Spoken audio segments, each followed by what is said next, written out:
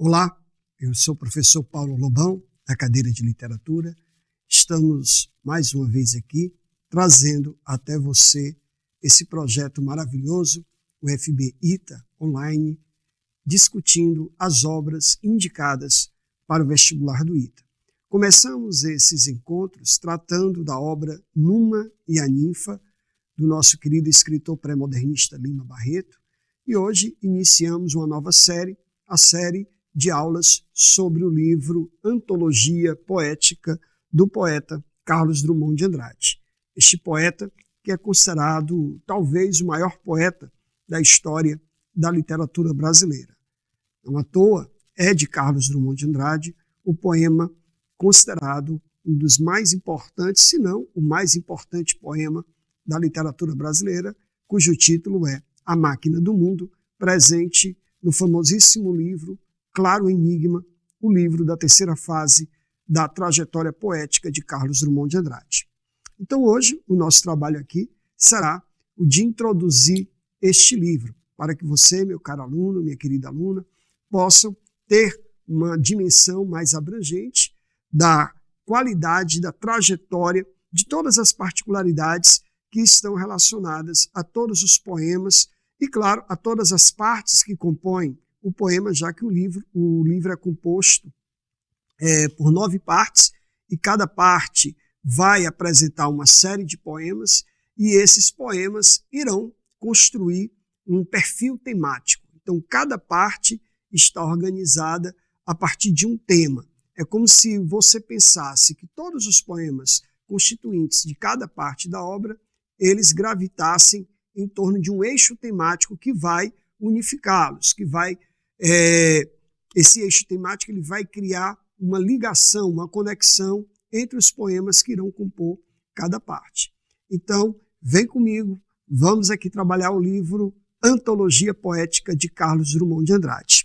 Bom, no quadro nós colocamos algumas anotações para que você possa se orientar a respeito da obra, né? Então, Antologia Poética do nosso querido e inestimável poeta Carlos Drummond de Andrade, nascido em 1902 e falecido em 1987. Então, o Carlos Drummond de Andrade ele tem uma trajetória na literatura brasileira, muito embora o Carlos Drummond de Andrade ele tenha pertencido à geração de 30 da poesia moderna brasileira, a famosa geração do sentimento de estar no mundo, uma geração que trouxe um processo de inovação para a literatura moderna, visto que o tempo histórico vai exigindo do poeta novas respostas em relação a esse novo contexto, às exigências de um novo contexto, um contexto do avanço do nazifascismo, um contexto da crise da Bolsa de Nova York, da recessão, das questões de tensões ideológicas entre capitalismo e comunismo. Então, tudo isso vai construindo um novo contexto que vai exigindo do poeta modernista novas respostas.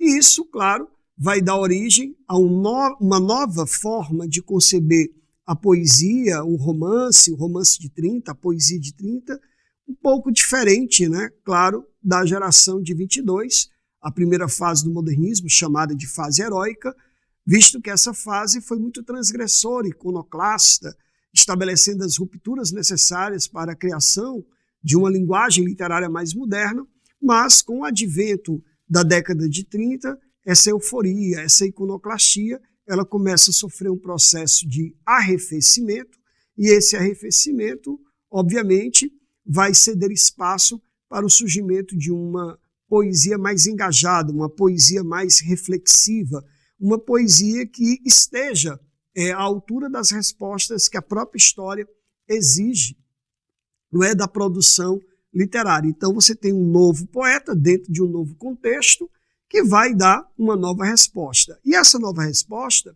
ela gravita poeticamente em torno do sentimento de estar no mundo. E o que é esse sentimento de estar no mundo? É o sentimento de reflexão, de filosofia, de existencialismo, de preocupações sociais, metafísicas, religiosas, sociais. Então, tudo isso cria um arcabouço e de temas que serão explorados pelos poetas mais prestigiados, mais importantes naquele contexto, como Vinícius de Moraes, Cecília Meirelles, Jorge de Lima, Murilo Mendes e, claro, o próprio Carlos Drummond de Andrade, que inicia ali sua trajetória como poeta pertencente a esta geração, muito embora ele tenha iniciado os seus primeiros escritos ainda sob a égide do modernismo de 22. Então, o Drummond começa a produzir literatura ainda sob a égide do modernismo 22. Entretanto, sua primeira obra, alguma poesia, ela vem a público justamente nesse contexto já da geração de 30, assim como suas obras posteriores, né, como Brejo das Almas, na década de 40, Sentimento do Mundo, José, Rosa, Rosa do Povo, na década de 50, e a gente já tem ali Claro Enigma, Fazendeiro do Ar. Então você tem uma série de livros, todos esses livros que serão aqui referendados pela poética do Drummond na composição da antologia poética, na verdade são 12 livros. São 12 livros que servirão de base para Drummond construir a sua antologia poética. Então, de cada livro ele vai escolhendo poemas, vai fazer essa seleta de poemas, e esses poemas eles se organizam em blocos, que nós chamamos aqui de partes, mas a gente também pode chamar de seções, beleza? A gente pode chamar também cada parte de seção. Então, blocos, partes, né, seções. Então, o livro tem 9 seções e cada seção é um número de poemas, e esses poemas eles gravitam em torno de um eixo temático, e esse eixo temático vai mostrando para o leitor as diferentes faces da trajetória poética de Drummond. Esse poeta que não sei se camaleônico, mas um poeta de muitas faces, de muitas identidades, de muitos elementos que compõem esse eu, né? Esse eu singular, mas que se amplia nessa pluralidade temática. Então, essa singularidade, nesta pluralidade de temas que compõem, que constituem essa verve poética drummondiana.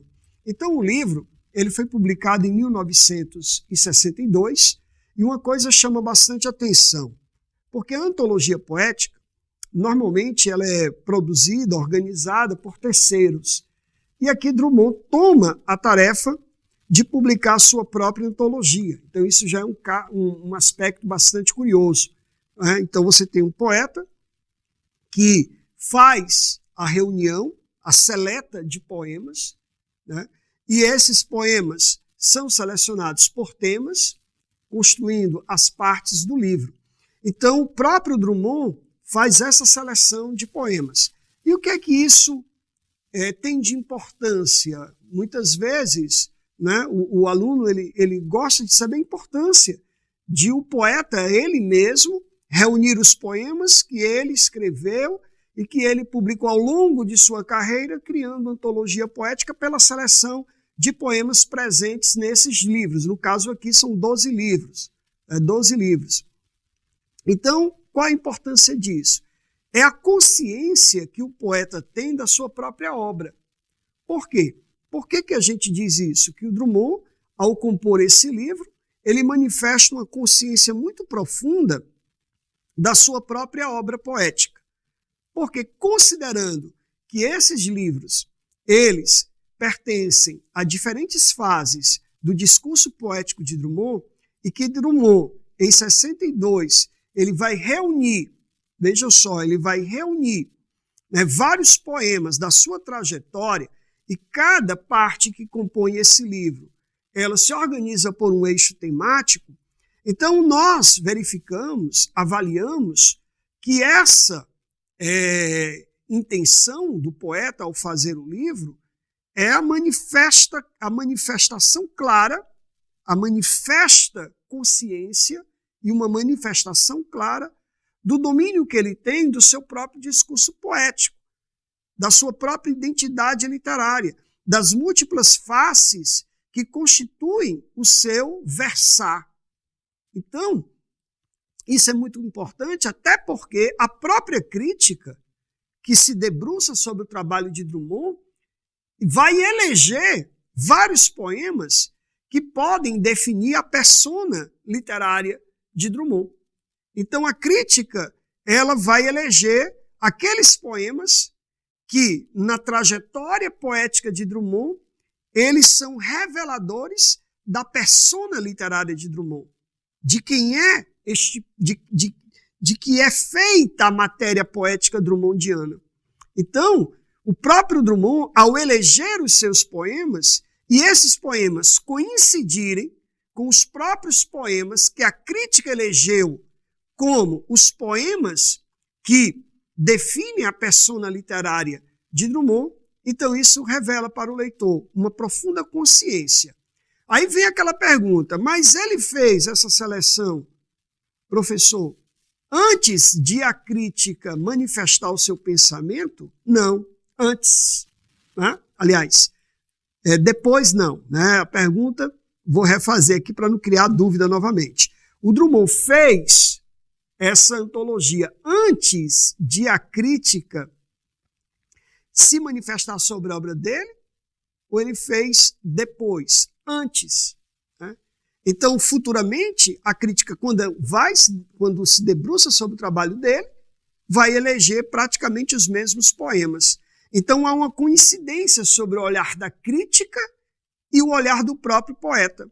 E como o olhar do poeta e o olhar da crítica, esses olhares convergem para uma lógica de construção dessa identidade poética, então isso revela o quanto Drummond era consciente da sua própria poesia e da sua própria identidade poética, confirmada depois pela própria crítica, quando elege aqueles poemas que estão ali oferecidos ao leitor para apreciação. Então é algo muito significativo e muito simbólico, para que entendamos de uma maneira muito clara, muito consistente, essa dimensão que Drummond ele atribui ao fazer a sua própria antologia, visto que esse trabalho normalmente é feito pela crítica, pelas editoras que decidem organizar os poemas de um poeta. Aqui, Drummond se antecipa, organiza a sua própria antologia e, coincidentemente, os poemas que estão ali são aqueles poemas que a crítica mais tarde, ao se debruçar sobre a obra de Drummond, vai eleger como os principais poemas de Drummond, constituintes da sua matéria poética, da sua genética literária. Beleza? Dito isso, né, esse ponto aqui a gente definiu muito bem.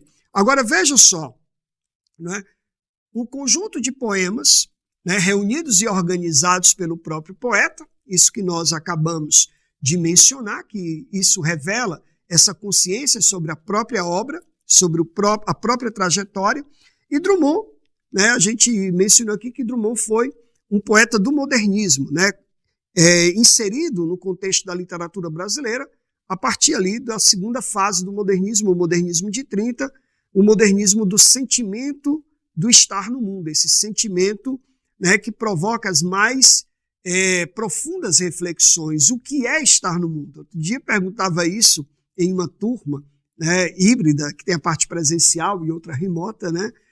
O que é para você estar no mundo? Né? E o Drummond ele vai tomar esse elemento como um ponto de questionamento importante, inclusive, na última parte do livro. A última parte do livro, Antologia Poética, é justamente exploração, né? Interpretação do estar no mundo. O que significa para você estar no mundo? Você está aqui de passeio? Você está aqui para deixar um legado? Você está aqui para contribuir, para cumprir uma sina? Né? Você está aqui porque acredita que esse tempo da existência é um tempo necessário de sacrifícios para a promessa de uma outra vida? Qual é o teu estar no mundo? O que significa estar no mundo? E o Drummond, em torno desse sentimento, ele foi pluralizando muitos elementos, tentativas de respostas, e o resultado disso é um tanto complexo, né? Porque você vai perceber que Drummond acaba se apresentando, a partir do sentimento do estar no mundo, como um sujeito conflituoso. Né? A poética de Drummond é uma poética do conflito, é desse sujeito que está em profunda crise com esse mundo exterior, né?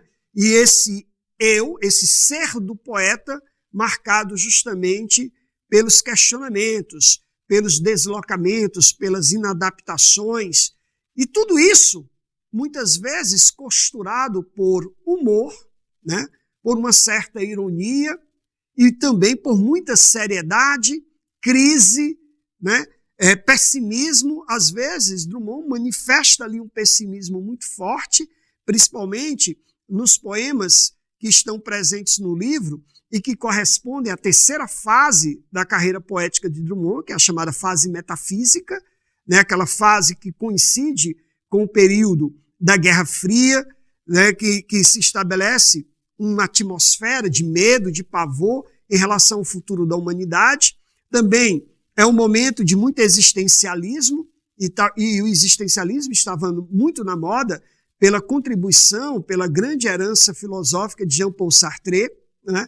Inclusive, a palavra náusea, que vai ser uma palavra bastante significativa no repertório poético de Carlos Drummond, você toma como ponto de partida o poema A Flor e a Náusea, esse poema que está na primeira parte do livro, a primeira parte do livro que se chama Um Eu Todo Retorcido, né, que são 18 poemas que estão ali.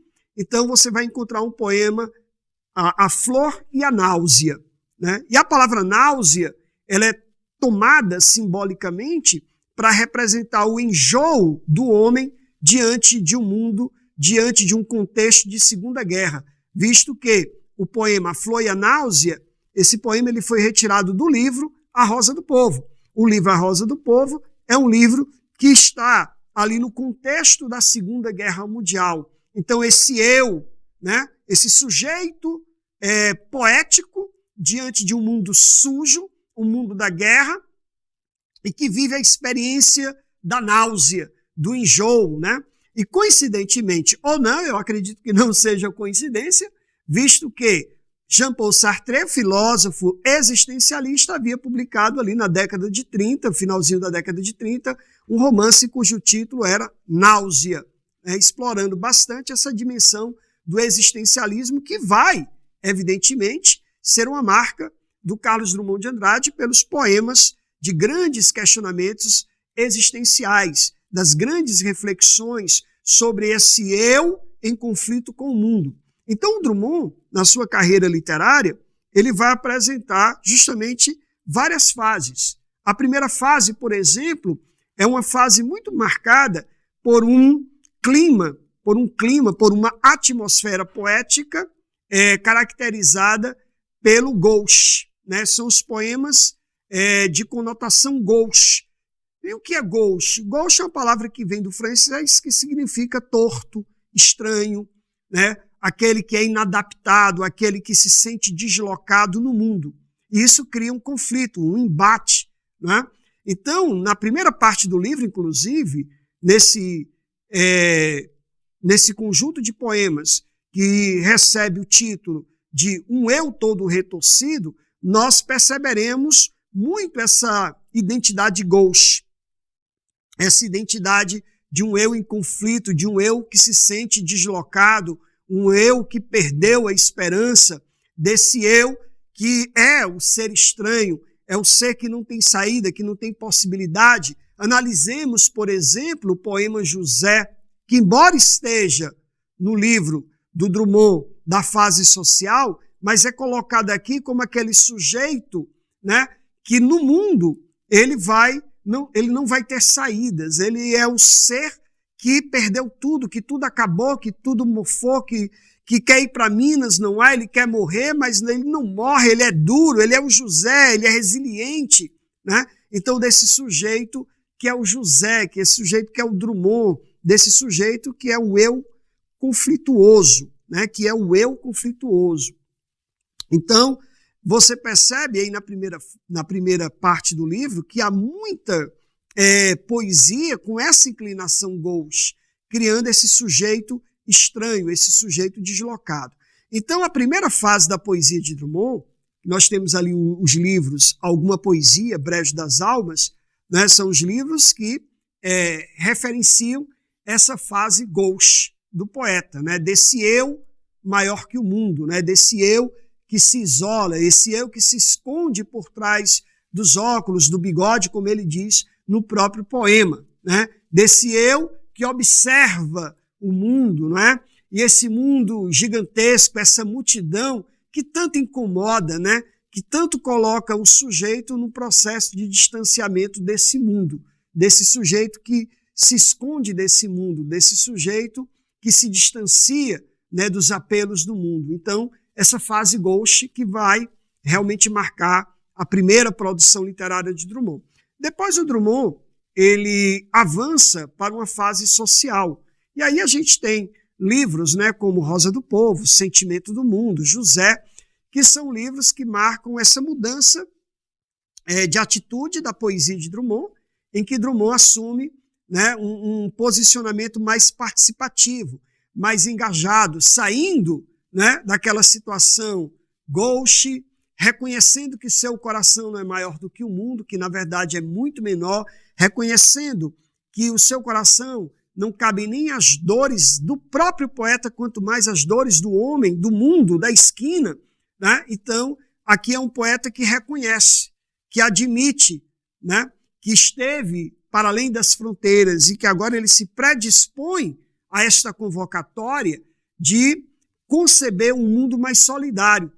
Como ele diz no próprio poema, não serei poeta de um mundo caduco, né? Não cantarei o futuro, né? Porque a minha matéria é o presente, o meu tempo é o presente e tudo aquilo que o presente traz como consequência.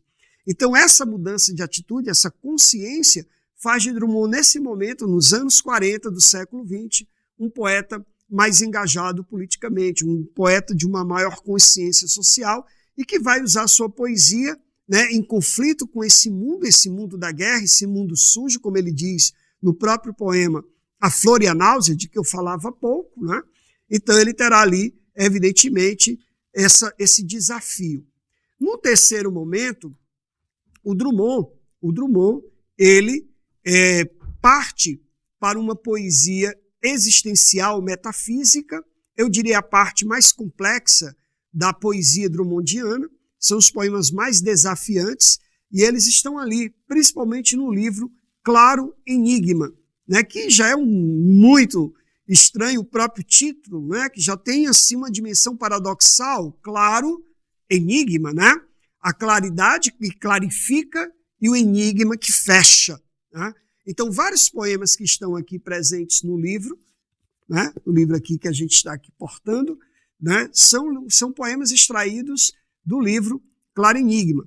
E esse livro é um livro pessimista, muito filosófico, muito existencial. Tem uma coisa curiosa, que quando eu li o livro Claro Enigma, né, e umas edições mais antigas, e o que tem até a própria a apresentação, ali o Drummond, ele faz uma certa apresentação para o leitor da obra, e ele diz uma coisa que se o leitor não estiver disposto, o leitor desiste do livro, né? Porque ele diz que o livro é para iniciados, né? Este livro é para iniciados, o que significa dizer, é um livro para pessoas que já têm uma certa preparação de literatura, que têm uma certa familiaridade maior com a literatura, com conhecimentos mais profundos, filosóficos, né?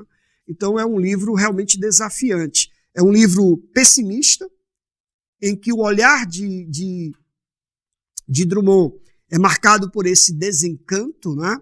Esse olhar que não traduz esperança diante de um mundo, né, que vive ali a Guerra Fria, dividido entre os imperialistas e os comunistas, né?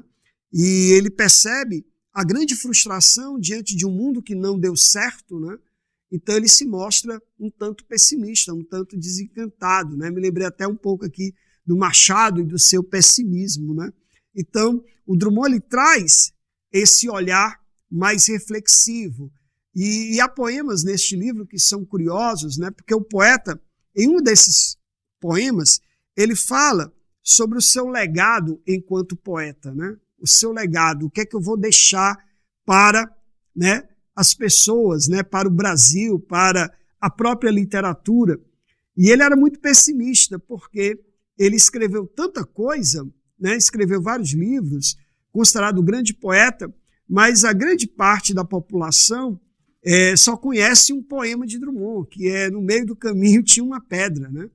Inclusive, fazem chacota, as pessoas fazem chacota com esse poema, né? Brincam com esse poema e tal, e ele diz que o único legado que vai ficar é a pedra no meio do caminho, de tudo que ele fez, escreveu e tal. Ele acredita que o único legado que vai ficar é a pedra no meio do caminho. Quer dizer, porque as pessoas desconhecem, a sua grande maioria, a obra de Drummond, que é uma obra sem nenhum tipo de defesa incondicional de Drummond, mas o Drummond, sem dúvida, deixou um grande legado para a literatura brasileira. Bom, dito isso, a gente mencionou que essa terceira fase, só para a gente poder sintetizar, a primeira fase é um eu menor do que o mundo. A segunda fase, aliás, a primeira fase, um eu maior que o mundo. A segunda fase, um eu menor que o mundo. E essa terceira fase, você encontra um eu igual ao mundo, né? Um eu tão negativo quanto o mundo estava nesse aspecto, nessa atmosfera, né, negativa. E aí vem a quarta fase. Essa quarta fase ela não é contemplada neste livro, né? Aqui a gente pode até pensar nas 3 primeiras fases de Drummond. A quarta fase é uma fase que a gente chama até de memória, né? Uma fase da memória. E alguns livros, alguns poemas do Drummond que estão presentes nesta antologia poética, mas eles já trazem, né, poemas de memória, da infância, da terra natal, então um certo saudosismo, mas é interessante dizer que nessa fase da memória a gente não tem esse eu versus, né? Talvez um eu e o tempo, né? O eu e o tempo, que é justamente esse baú de memórias que ele vai abrir, e alguns poemas presentes na antologia poética, eles irão explorar de fato esse baú de ossos que o nosso querido poeta Drummond abre por meio da sua palavra poética. Então, aqui avançando um pouquinho para essa outra parte do quadro, vamos lá? Então, nós temos aqui as 9 partes que compõem a obra Antologia Poética, né? A primeira parte que eu mencionei há pouco, até falei um pouquinho mais, porque começaremos a tratar dessa primeira parte, né? Seguindo justamente essa ordem cronológica. Penso aqui em fazer 9 aulas para a gente tratar das 9 partes do livro, né? Para que isso fique bem claro para vocês, né? E essa aula que nós estamos dando hoje, aqui ministrando, é uma aula de introdução ao livro, para que você possa ter uma ideia geral do livro e depois, né, nós partirmos para cada parte específica da obra. Então, a primeira parte, um eu todo retorcido, os poemas irão gravitar em torno do eixo temático do indivíduo inadaptado, né, do indivíduo gauche, estranho, do indivíduo torto, né? Então, poemas como o Poema de 7 Faces, Soneto da Perdida Esperança, né? O poema O Enterrado Vivo, que é um poema muito interessante, que fecha o bloco dos 18 poemas da primeira parte, né? Então, você tem essa dimensão mais gauche, mais inadaptada, do sujeito deslocado em conflito com este mundo. A segunda parte, uma província, esta. E qual é esta província que será o motivo, né, dos poemas que estarão aqui reunidos neste bloco temático? São os poemas que tratam da terra natal e dos ambientes de Minas Gerais, que são revisitados pelo poeta de uma maneira nostálgica, de uma maneira bastante curiosa, até pelo fato de que Drummond era de Itabira. Inclusive, o poema mais importante aqui deste bloco de poemas é o poema Confidências do Itabirano, né? Confidência do Itabirano. Eu só lembrar que isso é Confidências do Itabirano, é confidência, para não ficar aí, né, incorreto o título do poema. Então, Confidência do Itabirano é um poema confessional, né, que trata justamente do lugar, a terra natal do poeta, que não viveu em Itabira. Ele diz assim: eu vivi em Itabira, né, vivi alguns anos em Itabira, principalmente nasci em Itabira, né, que é o mais importante, porque ele traz de Itabira, uma cidade rica em ferro, ele traz de Itabira a gênese da sua poética. Ela tem muito desse ser itabirano Drummond, né? Então ele até faz esta relação muito interessante de que muito da sua gênese poética ela vem de Itabira. Até ele diz 80% de ferro nas almas, né? Então esse ferro, essa dureza, né? Muito bem. Depois a terceira parte, A Família que Me Dei, que são poemas de inclinação memorialística que nós falamos, né? Que basicamente essa fase da memória de Drummond é uma quarta fase da sua poesia, mas aqui a gente já percebe, né, a presença de poemas que tratam dessa fase, dessa memória. Então, são os poemas de inclinação memorialistas, produzindo, né, uma atmosfera de saudosismo, de nostalgia. Depois nós temos o Cantar de Amigos, que são os poemas que exploram as amizades, né, o tema das amizades estabelecidas no plano poético, né, são poemas relacionados a esses amigos do universo da poesia. Depois nós temos na sequência, Na Praça de Convites, são poemas lúdicos, né, brincam com as palavras, né, até uma certa antecipação talvez ali do concretismo. Então são poemas lúdicos buscando nos herméticos caminhos da linguagem um sentido para o fazer poético, né? Qual é o sentido do fazer poético? Então ele vai trabalhar ludicamente a linguagem nesta reflexão sobre o fazer poético. Depois nós temos Amar, Amaro, são poemas sobre a tensão entre o mundo exterior e o ser do poeta, são poemas que tratam do medo, da angústia, né? Depois nós temos Poesia Contemplada, essa é uma dimensão muito importante da obra de Drummond, que são os poemas da poesia contemplada, porque são poemas metalinguísticos, né? E o Drummond, ele praticamente em todas as suas fases, ele sempre tratou do tema da própria poesia, né? Dessas reflexões sobre a própria poesia, que são as reflexões metalinguísticas. Então isso passa a ser uma característica recorrente na obra de Drummond. Depois nós temos duas argolinhas, que são os poemas do conhecimento amoroso, né? Sobre o conhecimento amoroso, que exploram a temática do amor. E o último, né? A nona parte, ela se explica por si só, Tentativa de Exploração e de Interpretação do Estar no Mundo, são poemas reflexivos, metafísicos, né? Que tentam desvencilhar, decodificar esse estar no mundo, suas consequências, seus aspectos intrínsecos e, claro, toda essa reflexão que se constrói em torno desse estar no mundo.